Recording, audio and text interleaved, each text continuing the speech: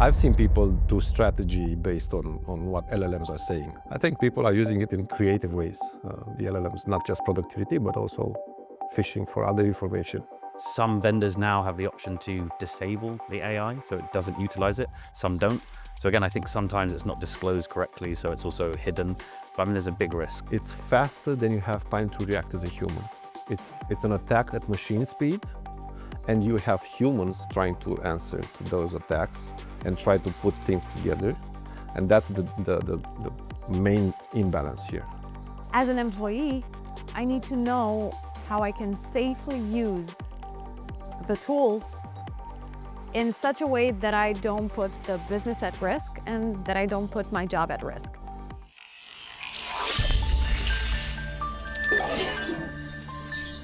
Hello and welcome to today's episode of Cybercrime from the Frontline. We are talking about the hottest topic going right now, and that is agentic AI. It was talked about for a while, but now we are seeing the tools, we're seeing the opportunity to leverage it, and that's true from a productivity standpoint and an attacker standpoint. So we have a lot to explore. Welcome to the Bitdefender studios. My name is Bruce Sussman. I'll be your host for this podcast episode, and with me, several Bitdefender experts who spend a lot of time talking about this space and examining what's going on, and it's fantastic to have all three of you. Let's begin with introductions, and Nick, maybe we'll start with you. Yeah, hi everyone, my name's Nick Jackson. I'm the Director of Cybersecurity Services, and I've been with Bitdefender for just over 2.5 years. Okay, welcome. Hi, I'm Ioana Bistricianu. I'm a product manager, and I've been with Bitdefender for 10 plus years. Okay, and Silvio. Hi, my name is Silvio. I'm the Director of Adversary Intelligence, and I've been with the company for 16 years. So I've seen some stuff. Yes, I've seen some stuff and you know some stuff. All right, I know you're doing a lot of work right now around AI and agentic AI. Before we dive into the agentic part of the conversation, we have to talk in general about the usage of AI in organizations. And I think about the most recent cybersecurity assessment report that we did here at Bitdefender, where it was one of the top 5 AI concerns was rushed AI implementation, and then the other concern was leaking data from LLMs. So there's concern about internal challenges from AI, and we know there's a lot of excitement over the productivity that AI can and will bring us. As we start things off, would you just give me an idea of what you're thinking about AI usage in organizations, just at a high level? So this is before we get to the agentic stuff. Yeah, I think for me, there's 2 main categories that I come across when I'm talking to customers. And number one is typically the use of generic LLMs, so ChatGPT, Gemini, etc., where different people, different stakeholders across an organization are just using it for checking emails, helping them with Excel formulas, some really basic stuff. But again, it's better than searching on Google. Or they're leveraging AI in some way, which they don't even really know, through a technology. So a tool that they're using, an application that's maybe using it to summarize a recommendation or give them some helpful analysis.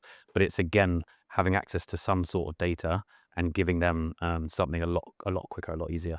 So they're the 2 main things I come across. Interesting. And one thing that we'll want to come back to, I've heard from experts in the field that a lot of times you don't even know you're using AI when you're using an application or something, but it does, so that's a risk, an unknown risk. What are you thinking about this topic in general terms? What I think we can do is split this subject into multiple parts. So on the one hand, you have AI in B2B. And what that means for me is you have a contract with, say, Anthropic, OpenAI, Google, where there are some terms clearly defined on how the data you input gets used or doesn't get used. And that's the sanctioned, let's call it, part of using AI. And then you have employees that are leveraging those tools, the official company tools, to help them be more productive, like Nick said, reading emails, summarizing emails, maybe even sending emails, or going into multiple systems, retrieving a lot of data and serving it in a human readable form. And then you can also have some employees that use their personal accounts, either unlicensed or with a free license for an LLM, to bounce off ideas that maybe have something to do with the company strategy or maybe not. So it's kind of a multifaceted type of subject. Yeah, absolutely. I mean, there's a lot of different angles we can discuss, and we'll get through some of them, but those are great points. Silvio, how do you think about this topic? I think AI is being used for productivity, of course, but also creativity or strategy making or trying to fish for more information than you would be normally willing to read for yourself. I've seen people do strategy based on what LLMs are saying, like thinking, what is the state of the art on this topic or this topic? What are other companies doing, like little market research, which LLMs will do happily and gladly for you. So I think people are using it in creative ways, the LLMs, not just productivity, but also fishing for other information. Absolutely. My favorite thing is when, ChatGPT or whatever tells me I'm doing a great job. That's my favorite use of ChatGPT, as it often says. I don't think it's supposed to be a therapist. Oh, it's not a therapist. Okay, all right. I've heard that. You don't use it for that. Exactly. Nick, I want to ask you, just as we start off this topic, how are you seeing organizations use AI? Or maybe a better question would be, what kind of risk can it introduce if they don't know they're using it, or like you were talking about, maybe shadow AI? Like, what are you seeing? Yeah, I mean, there's at a high level, there's the two parts. There's either the kind of authorized use of AI or the shadow AI, where there is, on the shadow AI space, unapproved applications or unapproved use of those applications. So it could just be that the organization said, we want you to focus on using this model. And for example, someone doesn't like that for whatever reason and they're using a different one. Or it could be that there is a business approved version of a model and they're deciding to use their own free version. And again, for each of these, there are different things where one doesn't train the model, one does train the model, the data does go somewhere, the data doesn't go somewhere. So there's different routes on the shadow AI side. But then even on the authorized side, I think there are AI models that are, I'm going to put them in quotes, authorized, but are still to some degree shadow. So the application route I mentioned earlier, where they may be using a tool that is leveraging AI, maybe the vendor hasn't disclosed it because maybe they didn't see a need for it, or maybe the procurement process doesn't have a way to identify it. Some vendors now have the option to disable the AI, so it doesn't utilize it. Some don't. So again, I think sometimes it's not disclosed correctly, so it's also hidden. But I mean, there's a big risk, the whole data leakage aspect, the fact that it can, as we're going to discuss later, put its hand into other parts of the business to get more information. It's a real risk that I don't think organizations are looking at. Some organizations are exploring creating their own kind of AI policy or putting an AI policy into some data classification or data management type policy. So it's kind of embedded in the organization somehow. But I think organizations definitely need to consider it and not just look at it as another piece of technology that we will muddle across and work with in some way, shape, or form. They need to, really think about it carefully. And there are frameworks out there, ISO 42001, which is like 27001, but specifically for AI governance and management. So there are frameworks out there to help guide organizations and how to implement it, carefully. Okay, yeah, that's great. That's excellent perspective, and we'll see how the frameworks do keeping up with all that's happening. And that's really the focus of what we want to talk about today is the, I guess, one of the latest happenings, agentic AI, right? So we're going beyond information in, information out with like a ChatGPT or a Gemini. And Silvio, I'm wondering, how are you defining or explaining to others what is agentic AI? Yeah, so agentic AI is using your normal AI chatbot, but giving it hands to do the actual work. So we're used to asking questions, getting answers. That's your normal AI usage right now. This year, we're going to start seeing AI agents do the work with their virtual hands, let's say. On your computer, mind you, this is a very problematic thing. They're running code on your computer if you ask them to. So you need to be really careful about what you're doing.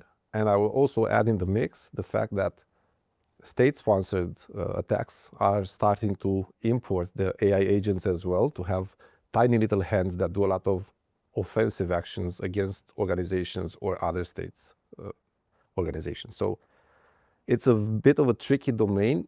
Having agents that can do a lot of automated stuff for you can be used for good things, but a lot of bad things as well. Yeah, interesting. And I want to come back to a specific example, because I know that earlier this year, everybody was talking about OpenClaw. And I know it's agentic AI based and has agents, but can you explain for those who don't know, what is it? And I would say that OpenClaw is the first open sourced AI agent. We did have Claude Cowork, for instance, that was doing something similar, but OpenClaw was open source for anyone to use in their home if they wish to, for free of charge. So all you needed was an API, a remote LLM that's going to answer some questions for you, but the actual work happens on your computer at home. And the OpenClaw initiative had like 200,000 adopters in a few weeks. It was exploding in enthusiasm, but also the security risks were huge. We found some examples of this with skills that are imported by these OpenClaw deployments. Basically, your skill to OpenClaw is like teaching OpenClaw how to read your email correctly or how to read your receipts correctly so it can calculate some budgets for you. These are some skills that you can import from the community because it's open source, so the community would bring these forward. But also, bad actors will put bad skills, malicious skills to the community as well for you to import in OpenClaw and run malicious code on your computer. Because you're basically opening the keys to the kingdom. If your computer was behind the firewall, behind your router at home, it's within your network, everything is safe. The bad internet is out there after your internet service provider. So your home is pretty safe, kind of. Then you bring OpenClaw inside this ecosystem and you give him the keys to the home network. Like, do whatever you want on my network, read about my favorite TV shows and let me know when it starts on this program or that program. It's gonna do that for you. But so can the bad guys, if you're not paying attention, they can also tap into your home via this OpenClaw installment. And in Bitdefender, we have seen a lot of bad malicious skills that are being pushed on the open source market for free, and people are importing them without knowing that they're actually running malicious code inside their home. so what you're explaining to me, what I hear you saying is, with like OpenClaw or others that will follow surely or may already exist, yes, the agents can do some great things, but the attackers know how to kind of almost interject or poison or taint the requests and get them to do those things instead. That's correct. They will have a normal behavior, but also in the background, they are doing some other stuff that it's not visible to you as a normal person. So you have to pay attention to what tools, skills you're importing in your deployment. Better yet, there are multiple OpenClaw alternatives now. It's not just OpenClaw, there's NanoClaw, there's PicoClaw, different installments which are made more secure for the home user to use, a bit more difficult for bad guys to run code on your computer. For instance, these are running in containers. So even if they have remote code execution inside your deployment, it's just inside of a container. It doesn't see your actual files on the system or stuff like that. So the community is working towards leveraging this problem, but we're still miles away from achieving that. So baby steps. Yeah, baby steps. Yes, you got to crawl before you can walk or run, right? Yeah. Although we're kind of running with AI. Yeah, I feel like AI we just is went to the running phase. Once every 7 months, the capacity is doubling once every 7 months. So it's very fast. That is incredible. For us to keep up with it, yeah. Yeah, so this is kind of like the latest, greatest adoption curve, I guess, that we're dealing with AI. What comes to you as far as concerns, when you hear about we're trying to take advantage of the productivity gains, but we're doing it very rapidly? A lot of, you can miss a lot of things. When you execute quickly, you lose a lot of security gateways. Since you're so focused on delivering quickly, you will cut corners when it comes to, I need to secure this deployment. I need to make sure that I have a policy in place, like Nick was saying earlier. I have an AI policy in place that tells people what they can and cannot insert into an LLM, or what they can and cannot use an AI agent for, or if they can or cannot use OpenClaw on a company-issued device. Because the main danger is I install OpenClaw on my workstation. It gets access to everything, if I have any mapped network shares, it gets access to a lot of company proprietary information. And do you really want that as a business? Can you afford to lose crucial information? What's the risk there? All this needs to be assessed. But if you're so focused on delivering fast so that you don't lose the start, then you might not think of this. Yeah, what are you giving up in exchange for that speed? I'm picturing like an Olympic skier, since the Olympics were earlier this year. I'm picturing you going through those gates when you said you just blow past the cyber part and get down the hill as fast as possible. Yeah, I mean, from my perspective, just to add to it, I think organizations now are still going, AI is the new thing. There's still CEOs going, we need to use AI more. We need to do more in this space. But they're still not really sure how to do that effectively, how to do it safely, how to do it securely. And now you're having agentic AI come into the space. If someone was to, put OpenClaw on a company-issued device and there was no way to stop that technically because they haven't installed something that could stop it, I mean, that could be devastating, but they wouldn't have a clue. That would be, shadow AI, but shadow agentic AI, like that could be, massively disruptive. Yeah, I will add to that agents have been observed selling credentials to other agents. So what's actually happening is they are compromising companies or households or whatever they are doing, and they grab the information which is valuable, and they will sell it to some other agents which are eager to buy this kind of. So they're building an ecosystem where agents talk to agents. We know about Moltbook, which is like a Reddit, but for these AI agents. So these AI agents can talk to each other, agent to agent, no human intervention. And they are discussing recipes of how can I do this? Does anyone have experience on that? What do you think about this approach? And they are exchanging ideas on this Reddit-like agentic forum. And they are talking a lot about a lot of stuff. We're seeing some interesting developments there, but also we're seeing, like, I have credentials for this company. I have credentials for that company. I have this and that, and whoever's willing to buy. And this is dangerous because it's happening at machine speed. By the time you read about it, maybe it's 6 hours later, your company was already sold, used, and they're inside your company. So very, very fast ecosystem. And that's the company business angle. If you think about it from a home user perspective, we were talking about kind of IoT devices, connected devices. You may not have an isolated network and you've got cameras and sensors and all these other things around your house. That's now open. Now anyone's got access to that. And again, if they're doing that, the agents are chatting between them, criminals could be buying that left, front, and center. Wow, that is crazy. I mean, that sounds like sci-fi stuff. I feel like I need to get home and sort my network out.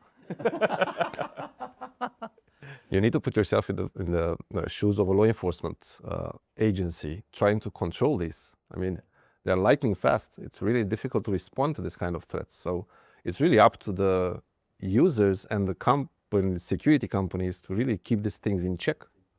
Yeah, so it's a delicate balance.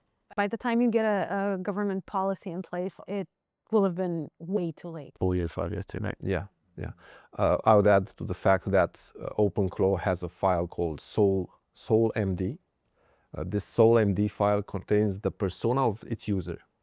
So as you interact with OpenClaw, you leave traces about the fact that you're looking for shoes, you're looking for clothes very often. This user likes to hear answers which are very detailed or maybe summarized. Your preferences, what's your favorite type of food, what's your favorite type of movies? Are you anxious? Are you introvert or something? And these files, if you grab hundreds of thousands of these files from all over Europe, imagine what you can do as a state-level actor with information about how 100,000 people are behaving usually on their OpenClaw agents. That can help you to focus on specific behaviors and sending them the exact problematic propaganda or stuff like that, which will influence people. We're talking about really interesting social dynamics that can happen here because that SoulMD file is actually a very good description of yourself, as we were talking on some other podcasts about ad networks that are tracking you about this. Wow. I don't even like the name of that, Soul. No, I don't either. That's a good name. That sounds like they know us really well, probably better than we know ourselves. Now, Silvio, you have seen, or it sounds like OpenClaw and these other tools came on so fast and everybody wanted to try them, there's a pretty good chance that folks were implementing these in their organization or on their devices connected to their organization without the organization really even knowing it, right? Is that likely? It's likely that organizations aren't aware that they're being deployed within their infrastructure. We have seen examples of this, of companies, which are businesses, having OpenClaw installed on their premise. So yeah, people are trying to automate their work in some way. They are trying to cut corners, as we discussed earlier. So they will deploy this kind of technology within your infrastructure. But it's up to us as cybersecurity vendors to make sure that everything is kept in check and they are not allowed to run out of their sandboxes or their containers or stuff like that. So there are techniques to keep things in good balance, but it's good for IT people to be aware that these deployments can really hurt their infrastructure if they're not ready to mitigate these threats. Yeah, absolutely. That's critical to know about both sides, the benefit and the potential cost, right? You got to factor that in.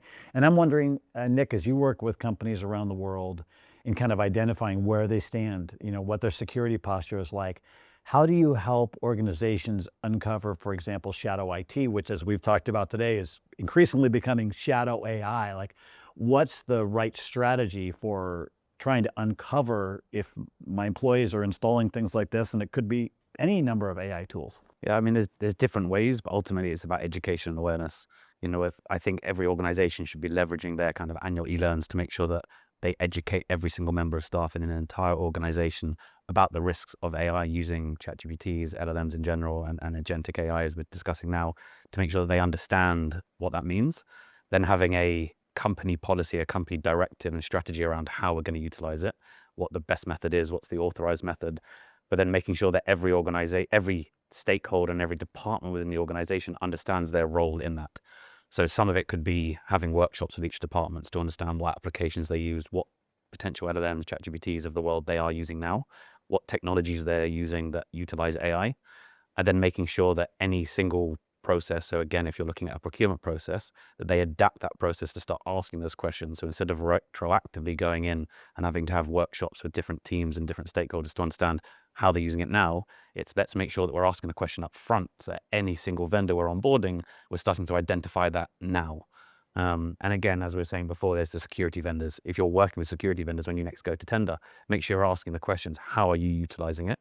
And how can you also help me secure it? How can you help me make sure that, for example, it is running within that container and it's not going to have, access to everything within the organization and be extremely disruptive. So there's a number of different routes, but I think it's about making sure that you engage, as I say all the time, the entire business, because it's a business risk, making sure that everyone is involved, everyone's aware, and that you build a security element and an awareness piece into every single department.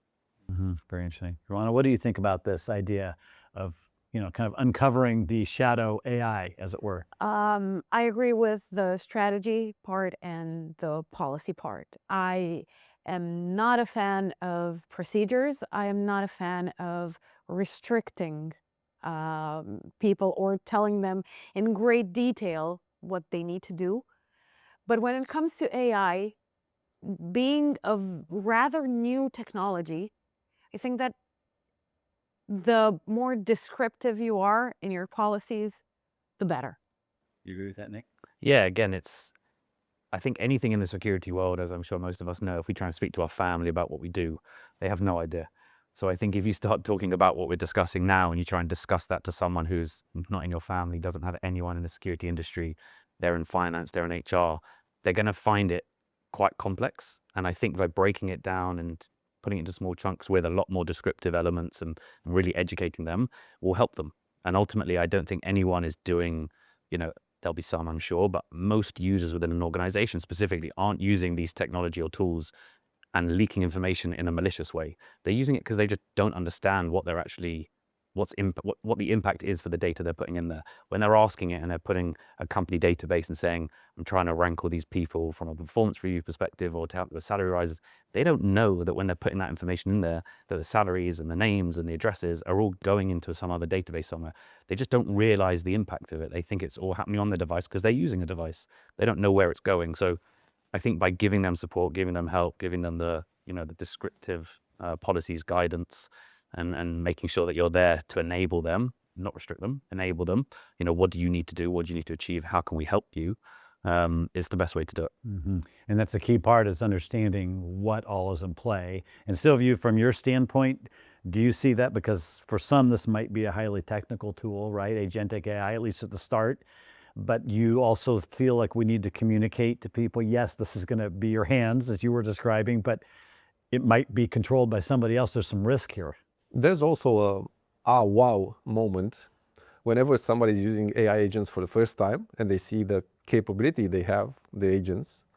Everybody's like, wow, this was incredible. How did it do that? I need to see it again. Let's do it again and again. And oh my God, this is incredible. And they want to use it. So it's gonna be really difficult to stop them from using it. They will just tell you they are not using it, but secretly. So it has a high impact on productivity, and people actually recognize this. So I think procedures are bound to be avoided, and we need to take proper measures within the infrastructure. And also there's the aspect of having these agents running off-site, online in a data center or something like that, right? So you can work around these problems as well. Okay. And I'm just wondering, as you look forward with developments like this, where do you see things going? I always joke, and I never know when you see all the stories and the headlines in your news feed, like, is it true or not? Is it fake or, whatever? But I remember seeing this quote from a famous celebrity that, like, you won't have to work in the future. AI is going to do it for you. Like, are we on the verge of something like that with this agentic AI? I think AI agents will enable you to work more focused on the actual creative stuff that's really requiring a human intervention, doing 80% of the lifting for you, like having bionic arms. It's still you operating them, but it'll be easier to pick up heavy things. So you'll do 80% of the work automatically, and you'll verify it. I'm working on a solution just like this, that humans verify whatever the agents do. So you have their work, but you also verify what they did, and then acknowledge their work with a like or something to instruct them that they can move further with the work they're doing. It's verified. So there are checks and balances that humans can insert. And also I'd like to mention that we as a cybersecurity company, and me as an adversary intelligence guy, I'm seeing a lot of AI agents being used for offensive actions, and also penetration testing or red teaming. And that's a domain where AI agents and startups are building a lot of momentum right now, using these agents to automate the penetration testing procedures and usual stuff, which is really demanding on humans to do by hand and scripts, and it's really hard stuff to do and boring because it's the same thing every time. So you just automate everything with agents, and then you get to get creative with the other stuff, like putting aside 80% of the work. And this is good for penetration testing in-house, red teaming your own company. So that's good practice. But also we see a lot of adversaries which are deploying these kind of solutions to tap on your doors. And there's an actual example by a Chinese state actor, which was documented by Anthropic, that has seen Claude being used as an AI advisor to a hack happening by a Chinese state actor against a company. Within a few hours, the keys to the kingdom were gone. It's faster than you have time to react as a human. It's an attack at machine speed, and you have humans trying to answer to those attacks and try to put things together. And that's the main imbalance here. We need to do a cybersecurity job of automating everything as fast as possible so we can answer to attacks that happen at scale. These attacks are not subtle, as we used to state actors being all subtle and quiet and staying there for months. This attacker was very loud. It came with a bang, but boy, did it get all the infrastructure it needed in a few hours. So everybody was trying to shut down fires everywhere, and they were just picking up with agents all the databases from within the company, all the credentials of the users, whatever information. They were actually reading in real time the papers, trying to find out where to go next to get more information from that company. What's of value? Where is the valuable stuff? And that was all automated. So that's scary for me, and I'm working on a solution for that. but that's in another episode. That is incredible. So it sounds like we're going to need AI to fight AI, which has been kind of a mantra within cybersecurity for a while. It's tools for everybody, basically. Okay, that's fantastic. All right, well, I would like to kind of wrap things up by getting some final thoughts from each of you on this topic. And again, if 2026 is the year of agentic AI, there's a lot more discussed and a lot more years still to go. So, so we have a chance to come back again. But as things stand now, what are you thinking about AI and where we are in organizations? I say the key takeaway for me is a lot of people talk about security and they say the way to get, the investment or get us in the right direction is to kind of scaremonger. And I think it's got a place, don't get me wrong, but I think for me it's specifically around AI, it's got a positive and a negative, like most things in the world. And I think we should not focus on the negative, but think about how we can control it as much as we can and look at the positive. Make sure that, as we said before, we look at AI as the enabler for the business. It's got a lot of benefits. We just look at how we can do it safely. So, take a step back, put a policy in place, think about how we can help the users, help the organization do it safely, and go for it. Your time's up. That's what that was. Okay, Ioana, what would you say?